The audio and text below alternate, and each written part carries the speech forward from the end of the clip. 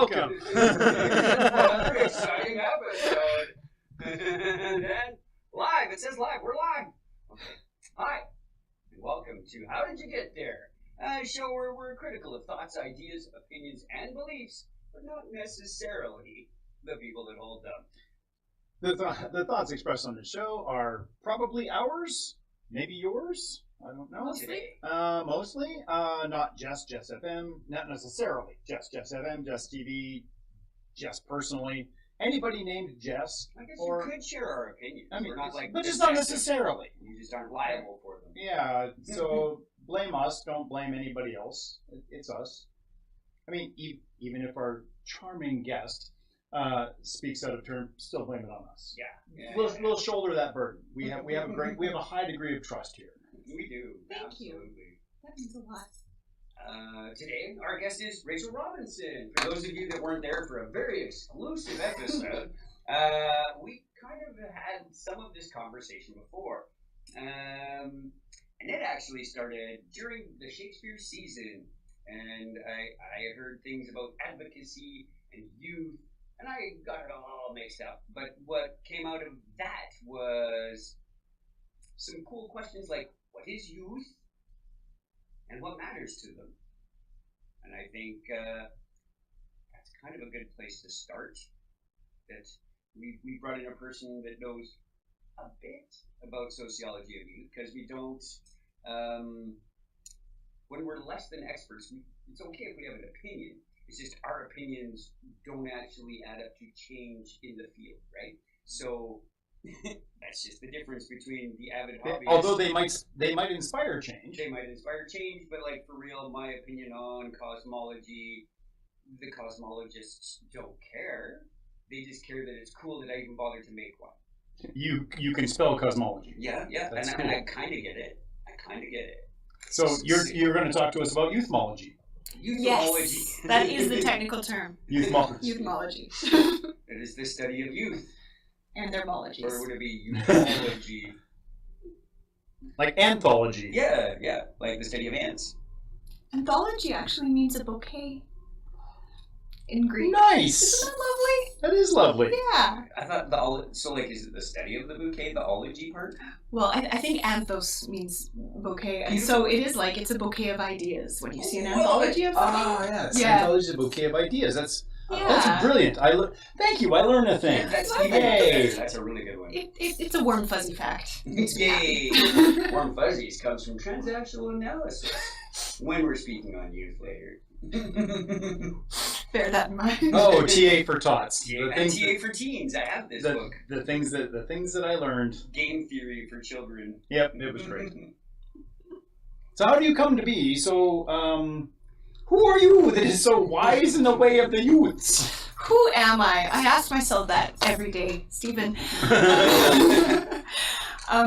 I know just enough to say a few words on this subject because I am currently working on a course of sociology of youth. I'm sort of the research assistant / bouncer offer of ideas / drafter. I'm working with someone who actually knows what he's talking about, whose name is James Penner, and he taught sociology at U of L for many years. He worked with Reg Bibby, if that name means anything to you. And so he especially focused on like the millennial cohort. So back when we were considered youths, he worked with us. And so now we are collaborating together to update the course to actually really include Gen Z and Gen Alpha, who are the next generations. What are their experiences and what challenges do we face and what are ways of addressing it? So I've never actually taken a sociology course, but I have. Yeah, so Jeff knows more than me. But we've worked over a series of months, like really updating this course and integrating new material. So a really famous book that's just come out is The Anxious Generation by Jonathan Haidt. Mm-hmm. And so that is one of the new textbooks that we're incorporating into this existing material from, however many years ago where it was taught. So it's quite an interesting exercise because he's coming from an understanding of millennials and trying to sort of get more into the Gen Z, Gen Alpha experience.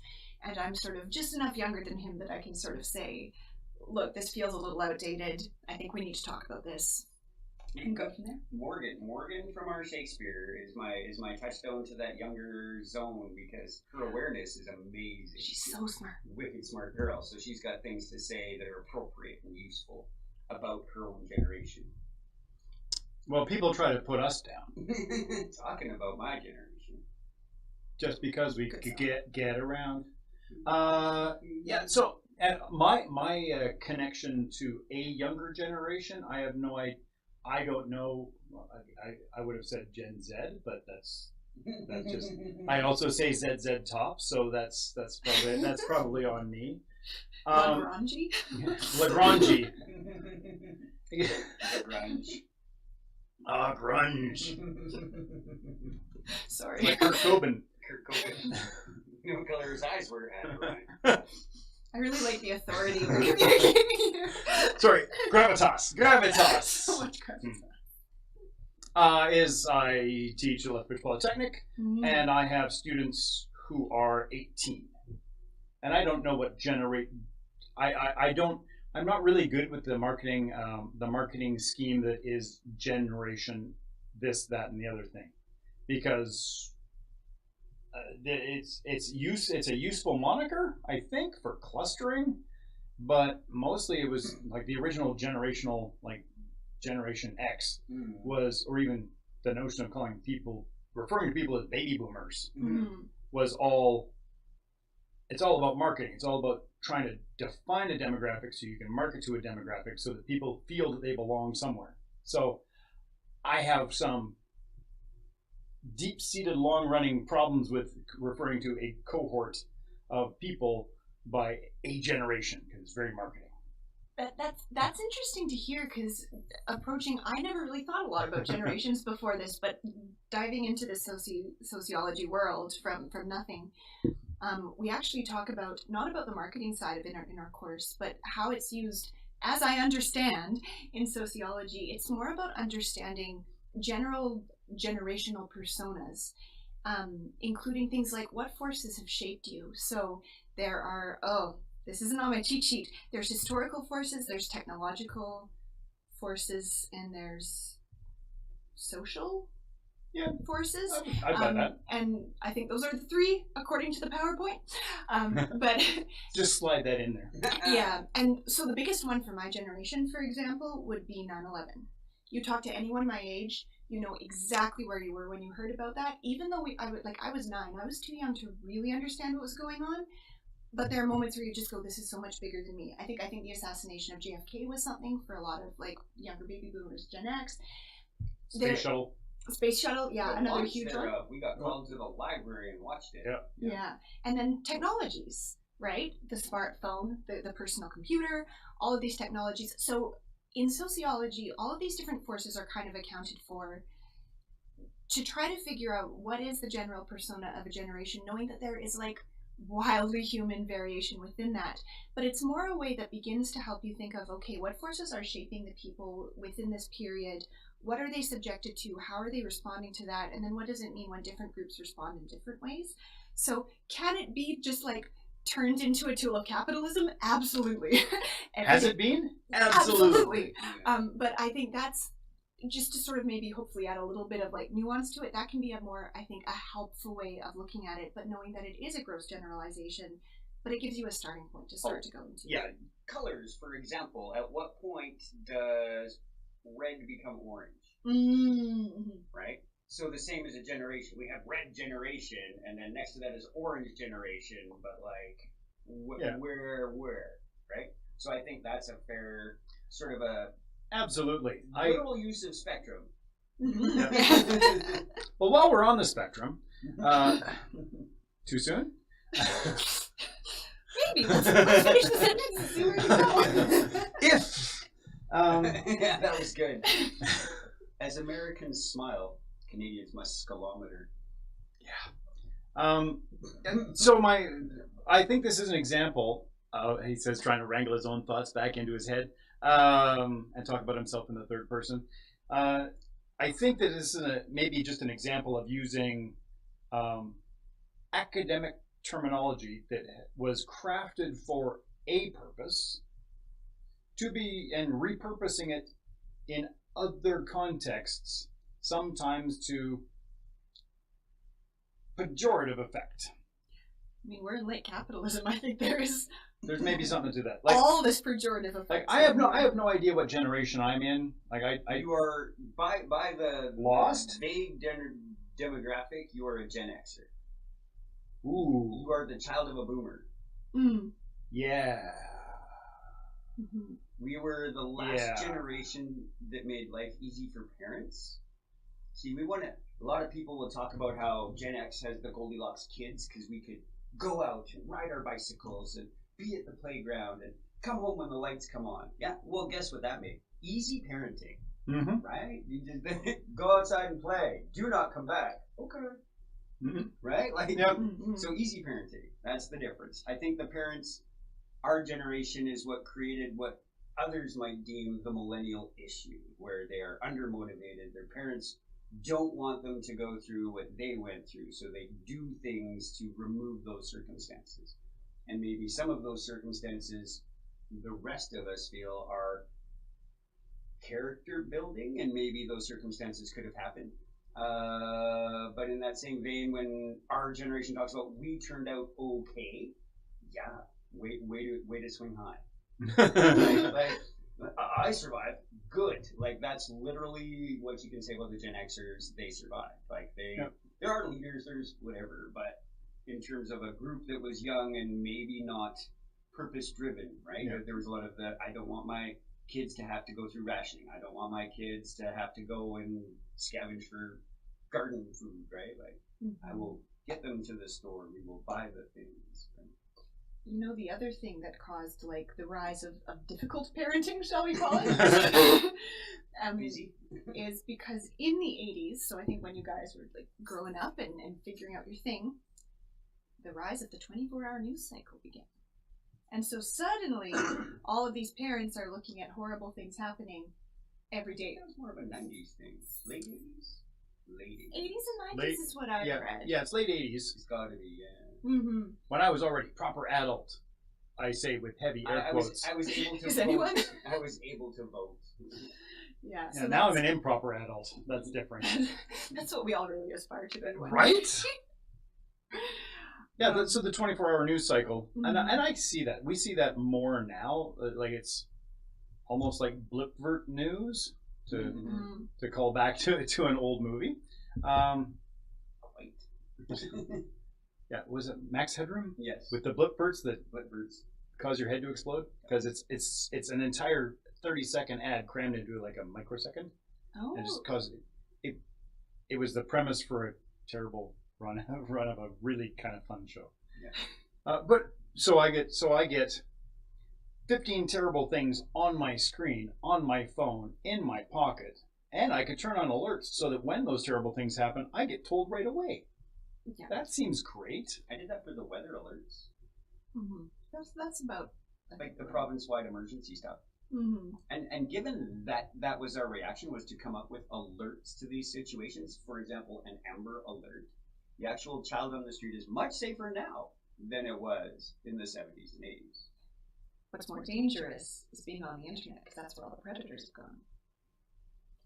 This is known as irony.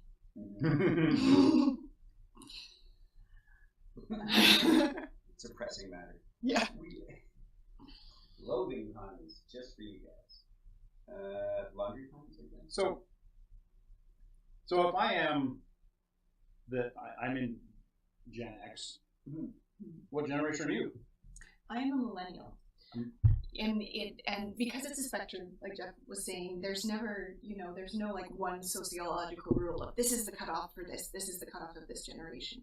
Because it depends so much, but most people place it kind of the end of the millennials, beginning of Gen Z, around 1995, and I was born in 92, so I'm like a younger millennial. Like Zennials, which is apparently a thing.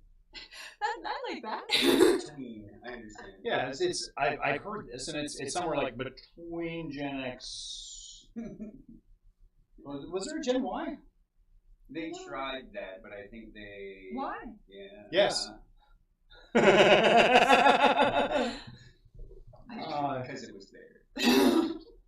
Exactly. Low-hanging I fruit. probably just didn't catch the same fun as I think alpha. I think alpha is what they call them instead now. Because we've got to the end of the alphabet, we had to go back to the beginning. Although I suspect that Gen Beta won't actually catch on as a name, given the number of Gen Alpha that use Beta in a particular way. Yeah. I think Time will tell. And weirdly, this is my prediction. I hope we're recording this. Least likely to have the actual use of animal alpha, right? Yeah. You are the strong protector of the group? No. Yeah. What a Sigma conversation we're having. Right. But let's get to the Omega. Yes. It certainly isn't Skibbity. That's a toilet, isn't it? So there's a thing. I was reading about it in Ohio one time. Is this a thing? Good one. But each generation tends to have its own language, its own terms within. Yeah. Like we had terms of endearment, so that's what a movie. It was sort of a movie. I laughed, I cried, it became a part of me. It was better than Cats. I will see it again and again. Sure. Yeah, so I never hang out with theater people. The moral of the story, the conversation is ill-directed. Yeah, the language. So language must be a part of identifying who's youth. That would be like a giveaway item, like in spy movies where a dude buttoned his shirt wrong, so you know he's from the enemy position or whatever. You're like trying to infiltrate the youth, and you say a word that's not from there, and they're like, Language is a huge part of it. I think, well, maybe I should back up, because last time we did this whole thing, you asked a question that I think is a really useful starting off point just for like locating where this is all going on. And so back in the day when it was like warm and summery and the sky was a beautiful July blue, you asked me, what is a youth? What is a youth? What is a youth?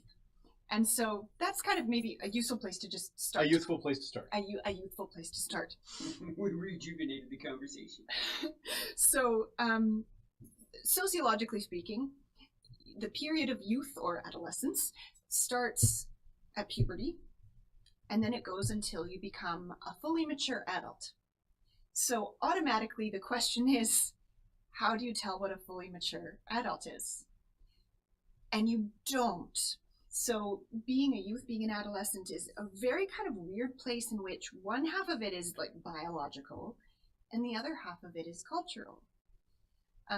And how a culture interprets that and what stepping stones it gives these young people to reach full maturity has a lot to do with the experience of that youth and the steps that they take. So going back to language, one thing that youth in our culture, for many reasons, have are subcultures. They used to be a lot more, I think, a lot harder to get into and get out of. I'm thinking of like the straight edge culture, even if you kind of think of the emo or the goths, where there's like really specific actions you do. The jocks, like specific groups of people. Now with the internet, I think subcultures have become a lot more niche and a lot more linguistically, well, maybe not a lot more, but also very linguistically precise. I have a friend who's a real fan of David Tennant and Michael Sheen, Good Omens, and she is learning a whole new vocabulary. Yeah. And that's a fairly like, sort of unniche subculture, really. Yeah. But even in that group, there's particular language. So in part because adolescents are part of this like really long stretch now between when they start puberty and when they graduate university, maybe after a graduate degree, get married, have a kid, have a thing. Like there's so many markers that you can do. There's a lot of time there where they're kind of in between. So subcultures are one way that they do tend to group together, and is one way that people tend to respond when they're in that period, and language is a big part of that. I hope that made sense. That was a lot of like big concepts sort of mushed together. For the radio listeners. Lots of hands. It was an expanding conversation because the hands kept getting wider. Well, that's because the amount the amount encapsulated by youth suddenly became much bigger.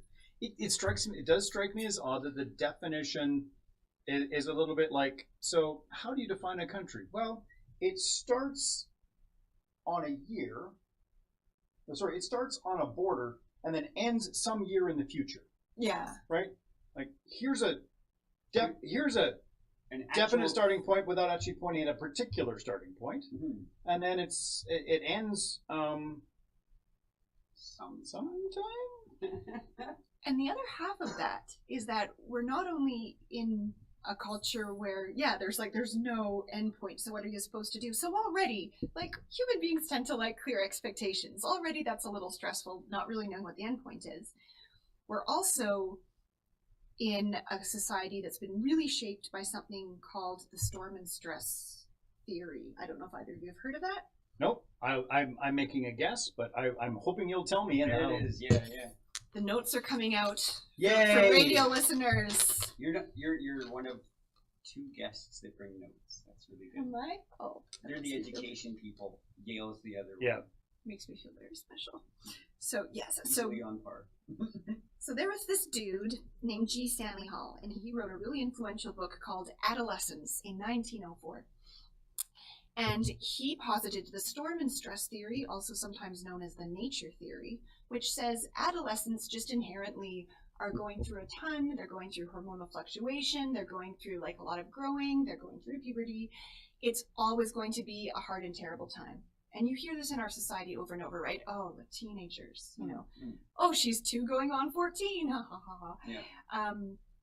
Teenagers have to be annoying and selfish and all of these things, and that's just the way it has to be. But that's not actually necessarily the whole picture. That is one view, but a lot of psychologists, a lot of psychological research has come out of that movement.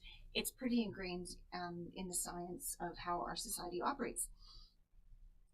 But there's another view, which is the nurture theory, which was popularized by a woman named Margaret Mead.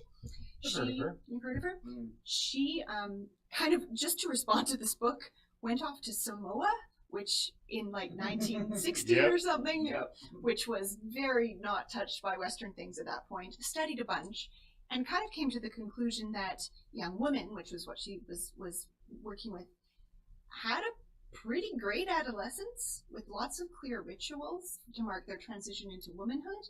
They were part of a culture that really valued the contributions of young people, that took it seriously, that expected them to contribute, and that really valued a culture of care. So there, the community was caring for each other and wanting to support each other into those clearly defined rituals into full adulthood. So her point was, it's nurture, it's cultural, it's not biological. Now, is one true and the other false? Probably not, because if youth can start at a biological change and end at a sociological change, then all of it can be true. It's going to be what it's going to be. I wonder if any of it is more of the more evolutionarily driven portion, as we see in many of the other primates, that once their puberty sets in, they become rambunctious and they aren't really welcome, and they do want to strike out on their own, and it prevents inbreeding and stuff, which is great. But it's the same instinct. I can't be me here. Yep. I must go. Boom. And I think that primate instinct is still part of us. In the why we have rebellious teenagers. They aren't really. They're just trying not to breed with their family, right? Yep. I mean, they are being rebellious also, but I think there's a baser push that goes into some of this than it's just, well, you're this old, why haven't you done X, Y, Z, right? It's when I was your age. That's the reverse pressure that comes, right? But I think there's a baser push to be disruptive, to be ejected, or to find your own way. Right? At a certain earlier age than modern ways we think is appropriate, right? Because that instinct hits you when you're 14, right? I'm getting out of here. This is it. I'm out. But then society says that's not safe, so suck it up, right?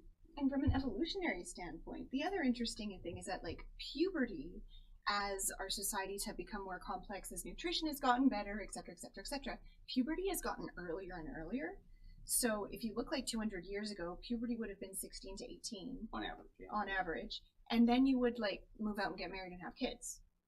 And now puberty is like 12, 13, and then you have to finish high school, and then you have to do university, and then you probably should do some grad degrees because credentialism is a real thing and you need to get a job, and then you're in a bunch of debt, and so then you want to like, you know, get out of that, blah, blah, blah. So it means that that period where you are like, I don't want to breed with my family. Yeah.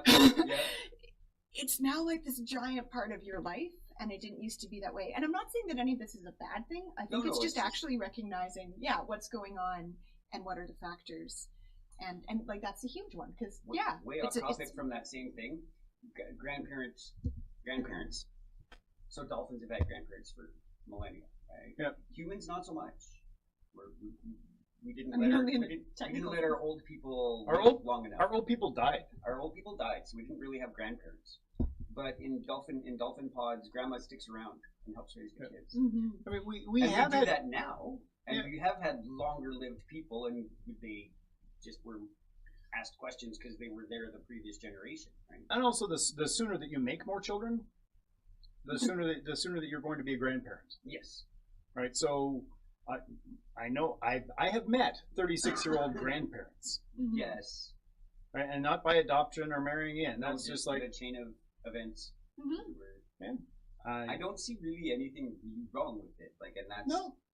But I mean, societally speaking, there are awkward problems to come along with it. Like, oh boy, credentialism. You got to get out of high school. Been nice until yeah. But I mean, you could still do the high school. You could still. Yeah. Mm-hmm. And also, like, childcare is harder to access because it is more individualized. So, like, if you've just got a high school education and you have a kid, then figuring it out how to make sure that the kid is looked after while you do what you need to do to make a living can also get like, so it's a lot of different factors. So much. So many. The necessity of work.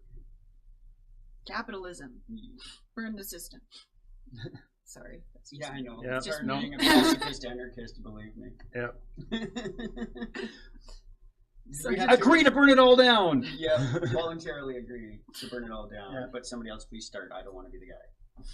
I like to think I was paying attention entirely to all of that just went by, and I tried really hard, but my brain went boop. So could you apply this notion of youth in historical analysis of society? In terms of the shifting... So we have Gen X and boomers before that and lost generation before that and... silent generation, sorry. And then the generation before that, and then can you look at how would you define a youth from... Oh yeah, what was the youth in the Medici time, right? Like if we go back to the dawn of the Enlightenment in Italy. Yeah, so what would they have called that group of youth? It's not so much that. It's like group of youth would there have been?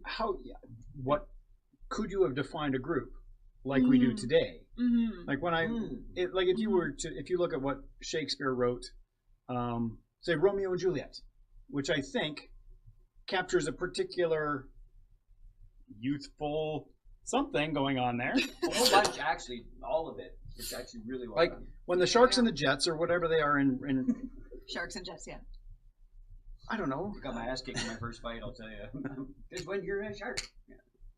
When you're a jet. I know, you're a jet all the way.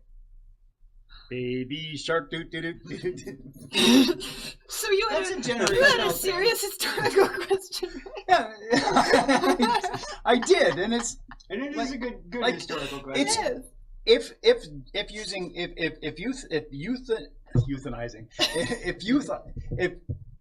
identifying youth groups of youth, if identifying groups of youth is useful for sociology, is it useful for anthropology? Yeah, totally.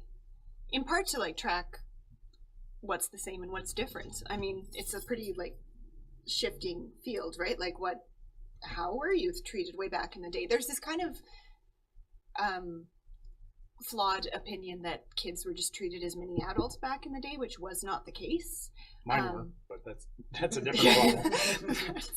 That's a different back in the day by a few hundred years. Smaller sample size.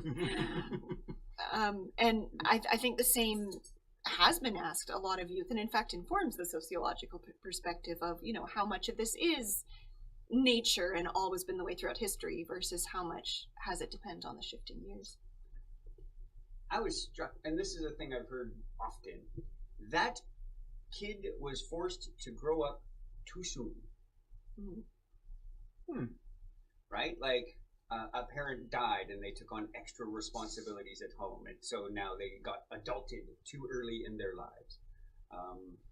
I've had that happen in video games where you accidentally solve a later quest too early, and then everything is suddenly OP, and you can't beat anything. Yeah, exactly. That happens in real life. I just wondered, like, because that's. But is that a bad... Parental funeral was supposed to be a side quest. But we want to... Yeah, right. Not a main part of my story. Again. Remember? Hershey bar. We survived. The big coroplast picture. Never mind. The one thing my mom would have hated most is having her picture taken. So at her memorial, this giant coroplast picture of her, like, or even the celebrant was like, you guys know, right? Yeah, okay.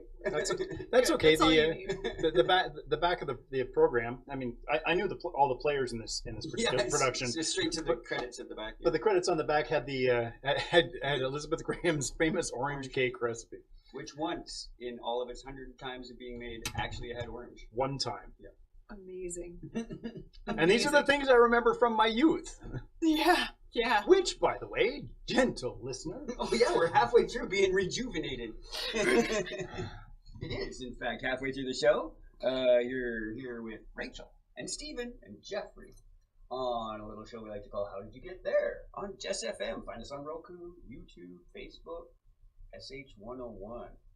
Or you can even go to jessfm.ca and there's a bunch of links there too. Yeah. I'll just start pushing You make me feel so young. Kinda. That's part of the fun of the show. We're talking about youths. Talking about youths. What are they? Not youths. Oh. Youths are something else.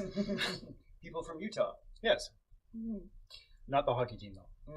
They're just called Utah. They are. Well, the Utah Hockey Club. Seems sensible.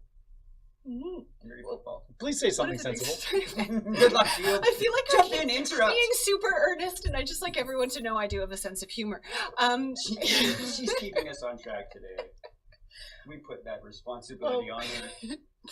Because we're just young. We're just kids at heart.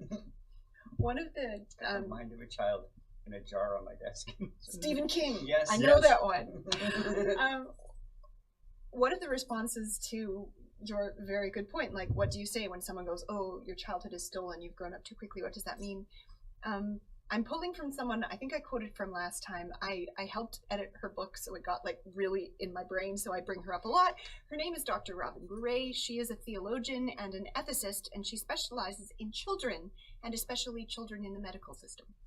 And so she has done a lot of thinking about childhood and how society views childhood and what does it look like when a childhood doesn't go the way it's supposed to go. And one of the things that she said that I find really challenging and beautiful is, how can we view childhood as being such a fragile thing? Like, if something goes wrong, it's lost. What a strange kind of narrow way to look at childhood, because children do not always have perfect lives because they're in the world, and to ignore the fact that children are subject to death, to grief, to loss, that's actually refusing to give children full agency in the world that they live in. So anyway, that's kind of her response, and that's something that I've really been thinking about too. Is why are we saying, right? Like, because we all want what's best for our kids on paper. And asterisk. Well, yeah, because there's some horrible parents out there, and I think they just made kids to have little slaves or whatever. But they want what's best for their kids. They still want what's best. They just, I don't share their opinion on what's best for their kids. Yes. Yeah, fair. I am prejudiced against such actions, not such people. So I think even just like coworker's kid or something, and he just has these moments where like, oh, he's just acting too mature. I'm like, give him credit for it instead of just being like, oh, that's sad that he had to go through such a thing. Not give him credit for it, and then take him out and play tag. Like, I don't know, like do something kid fun with him, right? Yeah. Kid fun. I mean, for my 35th birthday, we had the pirate party. Yep, that was good. Yeah. Right. So we had like pin the eye patch on the pirate, and we had foam sword fights. And What? And at 45 was that when we went to the VR arcade with everybody? yes, I took everyone to the arcade, including my dad. Awesome. Yeah. Well, that's the thing. Like, what kids think are fun are usually pretty fun for grown-ups, I feel. I mean, maybe there's repetition. There's different things, but also like fun is fun. Kids are just allowed to have it, and adults aren't, according to some weird logic. So just as a weird one, just the midlife crisis, where the old people get accused of trying to be too young, Mm-hmm. right? I mean, unfortunately, the things that get associated with that are things that only long-lived working people can afford. Oh, little red sports car, hey? Yeah, because 16-year-olds can go buy those, right? No, they're clearly marketed to help that guy feel like he's that 16-year-old, Yep. right? So it's just it's a weird. Once again, I think that's going to be that's probably a appropriated sociological term, midlife crisis. Oh, absolutely, yeah, Right? yeah. Because a crisis is just a decision/turning point. It is not. If it is an ongoing thing, like we do not have a climate crisis. The climate crisis has come and gone. Yeah. We are in a crisis. We're in a climate peril. Yes. Right. Climate Peril is. catastrophe. These things are ongoing. A crisis is a decision point.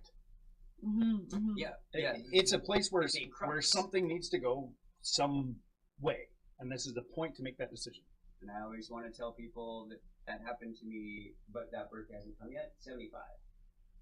When I start claiming midlife problems, just to make my kids like. Will the birthday be at the VR arcade again? Maybe. If that, I mean, it'll probably be a way different experience in 22 years, 21 years. So could I still be youth? Because you don't feel that you've achieved full adulthood. Like, am I is one the arbiter of their own end of youth? That is such an interesting question. Yeah, it is. I My mean- brain was like, wait, how do we? Like, who is the arbiter? Yeah. Like, I think the only answer is like sort of like, society, which is one of those answers without being an answer. Yeah, because like, what's the turning point? Is it when you have kids? Is it when you have a stable job? Is it when you have a house? Is it when you have a mortgage? It is being a proper adult or fully adult or whatever. Is that one of those things of like pornography? I can't really define it, but I know it when I see it. Yeah, probably. Like, Yeah. Well, and And that's, I've been looking. Not seen any. It's weird. well, and one of the big things that a lot of cultures in the past have had that we don't is rites of passage. And so you see that in so many cultures, right? I mean, the communities in and near Lethbridge, like the Vision Quest was a really big part of some of their rites of passage, which is such a clear, beautiful, like, way you're connected in the world in a particular way. And this is the other side of it. We don't have that. Like, we've not done a Vision Quest. oh well, generations have had, and this I'm going to come back to your generations. Generations have their own self-styled, overarching societal rites of passage. But it's an expectation. Right. So that's I've been working on this one, the driver's license example. Yeah. Because although in fairness, not everyone wants to get a driver's license. But I'm pretty sure not every youth wanted to pierce their chest and swing around a Sundance, right? Right. But they all did, right? Not everyone went and got a driver's license. And then we started making allowances. Well, my Susan can't drive, so she's still really a teenager. She's 17, although she doesn't have her driver's license. She's 34, but she doesn't have a driver's license, so she's still very minor. responsible, right? Yeah. But there's that defense right away from the parent of their child that doesn't have the driver's license. I just said she doesn't want to. I have a child that doesn't drive. I also do not drive. Right? She's 30, and she just doesn't want to. She's like, It's- no, that's it's a fine. huge responsibility. I don't feel comfortable. That's not for me, right? To me, that's an adult choice to make about an adult thing to do that we have started training our youth to be able to do. Now, one of the rites of But passage that of was youth one of the things, right? is to sneak out at night. Ooh, sneak out at night was a good one. Right. Yeah. Like, I don't know that you necessarily have to, but everybody has to have a story about it. True. Like I was going to, but I got caught. Right? Because then you don't have to actually sneak out, and nobody's ever going to fact check you on it. No, because they're not But going to then be you- like, did you catch your kid sneaking But out? you have passed this social hurdle towards adulthood, and they're not formalized Mm-hmm. like maybe they could be, but I think that I think that there are some rites of passage that once you've done enough of them, like it's like a tally stick, and you go like, once I've done these 18 things, I'm probably a proper adult now.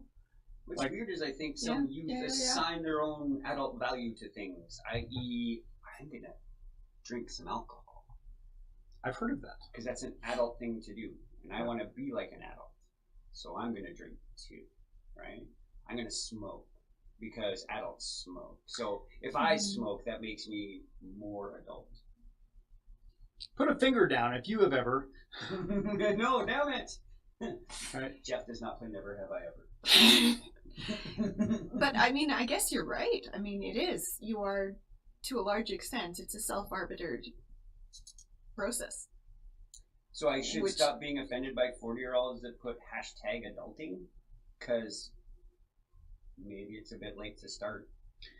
You could just reply #verbing. Yes, I could. But that's, There is actually a linguistic term for Gerund. for turning a noun into a verb. Yeah. You're gerunding. Gerunding. There's got to be a process. Like there must be words. verbification. Yeah, like I there's was an in- actual word for Yeah, that. like Oh, like yeah. like the verb form of a noun is a gerund. Ish. Right. So like No? Delco No, is like a, to No. something. Delco's a noun battery, but once the positive post commonly fell out, and if other batteries did that, we would say it Delcoed. Yeah. Yeah. I'm Yep. also maybe getting mixed up with Latin grammar, because a gerund is a verbal noun. A gerundive is an ing word. It's an adjective, like the running man. But that's Right. also not the question you asked. No, but that's- but that is something I know. That's awesome. See what Like, you can this do is with this is your what's Latin degree. This is it. This is like the culmination. Here she is, speaking on sociology, because she did a sociology book. I think the limit of trivial facts other than about trivia of Latin is in abbreviations. If you're abbreviating a plural, you get two of the letters. Ooh. Which is why if you have one page, it's P blah. If it's multiple pages, it's PP blah, because that's the plural. It's why if you are a doctor of laws, you have an LLB No, yes, because or a bachelor of laws, right? Because it's bachelor of laws. Right. There are multiple laws, so it's LL. Unless you graduate and you're just an expert in one law. Weirdly, law being a Norse word. That's great. But weirdly also related to legis. Yeah, but legis is Latin. Yep. But law, lawyer, that's all Norse. That's all that's all the Germanic sort of. Yep, that's so. Yes, we have lawyers who study law and they litigate and are litigious, but those are two different word origins for the same job. weird that litigate and light aren't the same. Because light, of course, is Germanic again. Yeah. Housebound. But we're gotten away from the youths again. That's true. But no, but Our minds are wandering No, because. Jacqueline, I'm on air. Hi, Jacqueline. Hi, Thanks for tuning in. Jacqueline.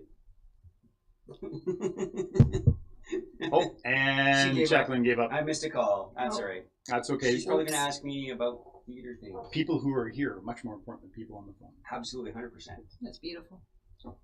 So, how do we stop youth? Aren't they dangerous? How do we put an end to youth?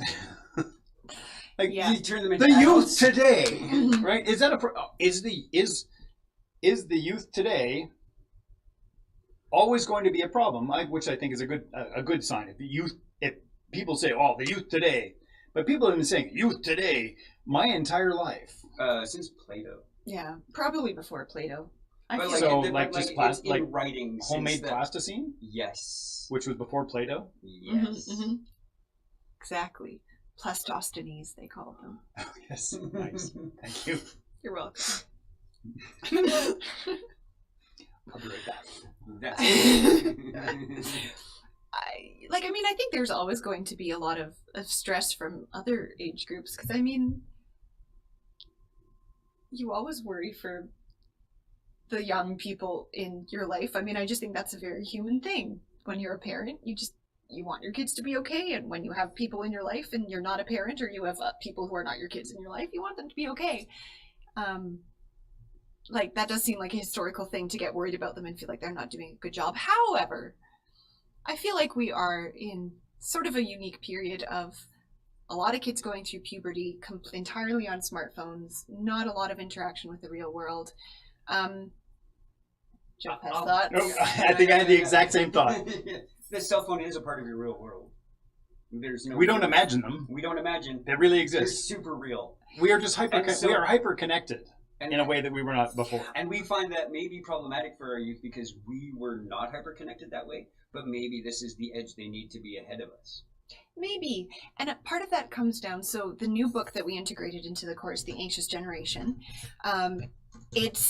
it's prompted a lot of opinions, some positive, some negative. So I'm going to talk about him being a very educated person who has done a lot of work in this. Sure. Do I know if this is entirely the truth? Of course I don't. Neither does he. And in the course, when we're going to teach the textbook, we're definitely teaching in a way that's going to be like, well, I don't know, like, you're Gen Z. What do you think? What's your experience? Like, use it as a textbook. Use it as something to bounce ideas off, not to take as like the gospel truth. It's not dogma. It's a textbook. These are not textbook examples. They're textbook. But guidelines. they are textbook examples. But they're only textbook. Yeah, exactly. They're Like the modern use of rubric. Yeah. It should be something to bounce ideas off of, rather than being like, it is written down, therefore it is correct, because we've seen where that leads. The king and I? So let it be written, so let it be done. That's actually 10 Commandments. Anyway. Same actor. But one thing that Jonathan Haidt talks about is the fact that, like, from an evolutionary standpoint, we are wired to learn through playing with other mammals when we are young. Through social interactions, we're wired for the physical world, right? We're like incarnate, as my theologian friend would say. Like, we're made of stuff, and we are wired to learn through being in like synchronous time with people. So interacting at the same time, not sort of like texting or something where it's not synchronous. We're wired to learn in 3 dimensions. We're wired to respond to people. We should absolutely not be using books then. But because they're asynchronous, they are, yes, a book is 3D, but barely. The words are not. But a book does not stand for a relationship the way that texting or being online can't stand for a relationship. Oh, you don't know the Harlequin romance series at all, do you? Thankfully, no. I beg to differ. Please, can I differ? Yeah. And we might just have a different definition of relationship as well. Please go for it. Well, if we are supposed to be interacting in real time, books don't do that. Mm-mm. Right? If we are supposed to be communicating in a one-to-one basis synchronously, like, it's just not that's not the thing. And you can go back in history and see where Plato said, you know what's the problem with the youth today? Oh, no respect for their elders. No respect for their elders, No and respect for tradition, and they're writing stuff down, and just instead of just memorizing. Socrates totally against writing. Yeah, Socrates. That's nope. Your brain's gonna turn to mush because you don't have to remember anything. You can just write it down. Yeah, I just saw a short form video because I have an attention span of a gnat, and it was teachers in 1995. No, you can't have a calculator in the exam. You think you're just going to have a calculator in your pocket all the time? Yeah. No, you're not going to have to. Yes, you have to memorize this. You can't just be sitting in a room and say, hey, what's the answer to this? And have some disembodied female voice tell you the answer. Yeah. Right? So what's your definition of relationship? So I come from a world of computer sciencey stuff. So relationship is less sociological and more positional. Right? So there is a relationship between things. And that relationship, so like I have a relationship with this. It is in front of me. I have a different kind of a relationship with it. It is it's my nutrition, right? It becomes a part of me. So when I have a relationship with data, it's either in front of me or it's not, and I can consume it or not, I can share it or not, right? It is not a reciprocal relationship by any means. Like we have an extended relationship because I know you from other contexts beyond this. Yes, for a long time. I've known both of you for a long time. And we could have been having this conversation on the phone. We could have been having this conversation by text. Maybe, although my thumbs would have gotten really tired. You can type. I'd have used talk to text. I used speech to text, and then worry about I why. don't. It always misunderstands me. I mumble. Sylvester Stallone says. I say things in surprising ways that speech to text has a difficult time predicting. Right. So we could be having these conversations one-sided with some number of people right now using the technology that's making the world terrible, right? And so my claim is not that this is not to say that I'm not dismissing the things that you're saying about the need for relationships with others of our type. Which is just a different. It's not information or relationship, right? It's communion is another word that actually Kate uses. Yeah, it's a different thing, and I don't want to discount that technology isn't important. I think what's hard now for all of us, how do we use technology as a helpful tool versus as something that very large companies are using to take our attention and sell us things and then market our information to other people and turn it into this addicting slot machine sort of situation, stupid television, which I don't think you can deny is happening. Stupid radio, right? Stupid newspapers, stupid books. They're just going to take over. They're just going to take over so everything. What happens is, I agree. We used to get I am more nuanced than what you are responding to. I know you are, and I am willfully disregarding for the sake of being terrible. We get multiple daily newspapers. There would be an influx, a push for the information you're allowed to see, and you wouldn't have other options like you do with the modern technology, right? You would get your daily newspaper 4 or 5 times a day because something new happened today and you needed to know, so they printed another newspaper. I'm not making this up. This is how it was. Yep. And they had the early edition. Yep. You'd have a noon, extra, read all about it. That's where this comes from, is this is news, here it is right now. But you can't go like, now if CBC sends me a thing, I can be like, really? I open up the Ground News app. I see that CBC is roughly left-leaning. I see that lots of central media have also reported on it. Lots of right-wing media have reported on it. I noticed I've been looking on CBC all the time, so it's telling me now that I kind of have a blind spot to the right-wing media because I'm not really reading their articles about the same thing, right? So in the information, I can easily find out what I'm not doing with my information input, whereas 30 years ago, nope. I had no real opportunity to check out the undirected media. And you can tell how well this is working by how bipartisan politics are today. That's the politics end, not the voter end. Yeah. Is the voter end any less bipartisan? Yes. We just aren't represented. We don't have options. We've been unable to speak up for our options. Most humans in the world are generally centrist. Like, we care enough about other people because we are other people to them. We care enough about doing well because we don't want to do poorly, right?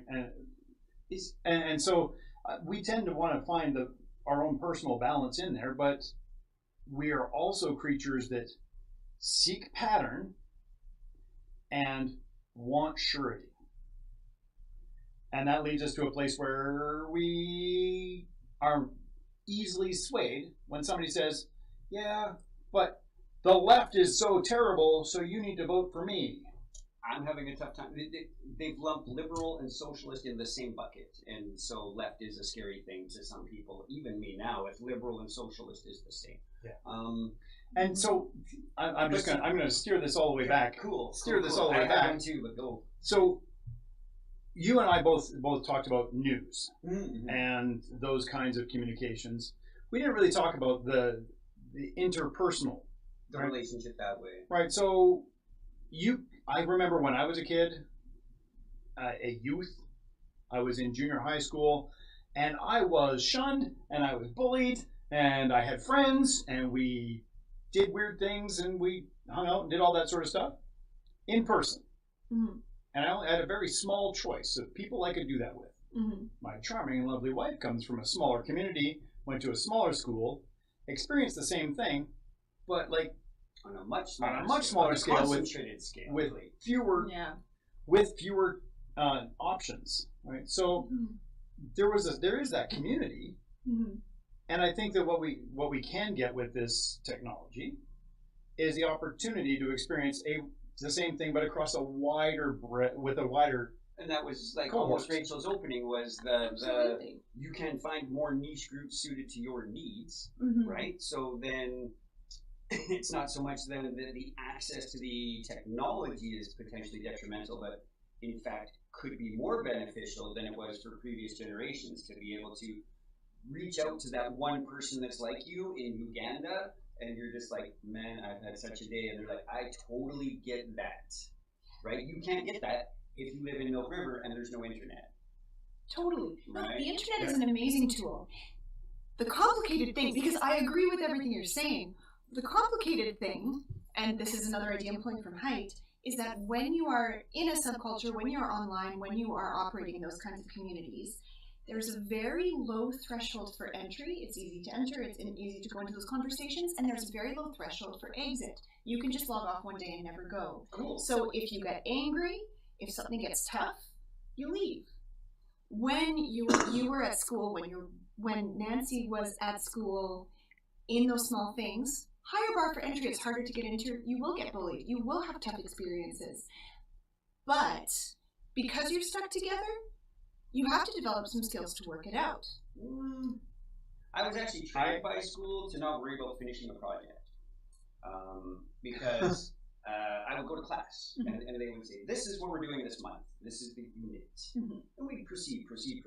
And whether I finished or not, I would get a mark and carry on. Is that interpersonal? Yeah. I have a relationship with my teacher. I have a relationship with all the other students. I have a relationship with the material, right? The teacher wants to tell me if only I tried harder, if only I applied myself more. They have a reasonable expectation of me, sure. But whether I finish or not, there is no consequence other than, oh, bad job, oh, good job, right? Like I can get away pretty much unscathed without completing a project, right? So the exit strategy is easy from those relationships, right? I can just not do it. So it's not a thing that's different about technology. It's always been that way. There's some minor consequence, like I can get out from this gang of thugs that I'm with, but they might beat me up for the next year, right? Or I can not do this piece of art because it didn't make it into the kiln in time. And, oh, well, you made a good effort. Here's a B, right? Like it's still structurally sound. You just didn't finish. But it's not exit from like what they want you to do. It's like exit from those relationships themselves. Right. I can just quit school. Did you? I mean, technically, yes. Yeah, Yeah, but I mean, like, if you saw the teacher in the grocery store, would she then like shun you and turn you away, or would she be like? Some of them do, yep, and other ones I engage with. And other ones you engage with. Yep, but those are what that would be the same consequence online. That would be the same, right? Like there's people on X. I haven't been on X in months, right? Mm-hmm. I know at least 3 people in there that are like, I wonder what happened to him, right? Where did he go? What is he doing? And then everybody else doesn't even know I exist, right? Yeah. And or they do, and they're like, oh, wasn't that guy? He would say something, right?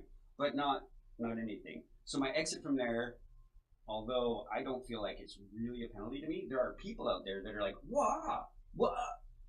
And so there was harm done by my exit, right? So the same would be in what these apparent harm-free exits would be online, that there could be people that were like deeply engaged with you. You walked away and then they're like, my only friend just left. Not no harm. It's just a lower bar. Sure. But I mean, sure. Have we got So time? I have 18 more things that I want to talk about, so we're gonna have to get together another time and do that. Or just other people But don't you're get. defending a position that like You're defending a position that is presented by somebody else, you're doing great. and your position. Oh, but thank you.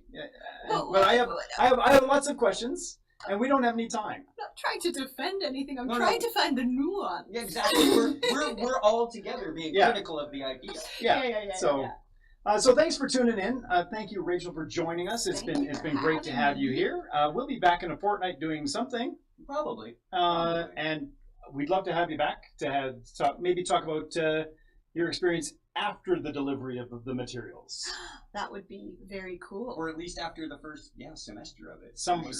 It's a 5-day intensive. It's happening in November, so Lovely. So we can get you back sometime after that when you've got the feedback, when you bounce the ideas off. I think it'd be a little things in her head. She's just going to be telling bad Graham puns the whole time. She'll be like, Once again, thanks for tuning in to How Did You Get There? And we'll see you in a fortnight.